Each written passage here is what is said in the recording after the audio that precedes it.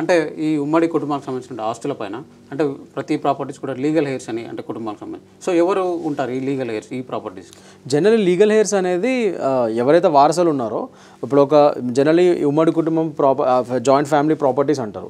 దాంట్లో ఒక తండ్రి నుంచో తాత నుంచో సంక్రమిస్తుంది. దాని తర్వాత ఆ కుటుంబ పెద్ద ఎవడైతే ఉంటాడో అతని కర్త అంటారు.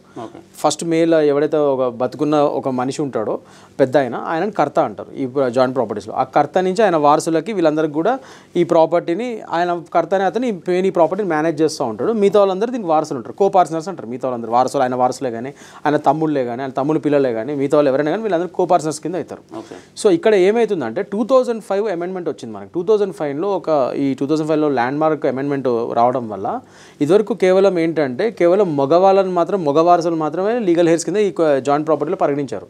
ఎప్పుడైతే 2005 అమెండ్మెంట్ వచ్చిందో ఒక ల్యాండ్ మార్క్ అమెండ్మెంట్ అని అనాలి మనం. అప్పటి నుంచి ఉమెన్ చైల్డ్ అంటే గర్ల్ చైల్డ్ అంటే లేడీస్ని కూడా వారసురాలని కూడా ఇందులో జతపరచడం జరిగింది. అంటే మగవాళ్ళతో పాటు ఆడవాళ్ళు కూడా దీనికి సరిసమాన హక్కులు ఉన్నాయి జాయింట్ ఫ్యామిలీ ప్రాపర్టీస్లో అని చెప్పి 2005 అమెండ్మెంట్ నుంచి అది మారింది.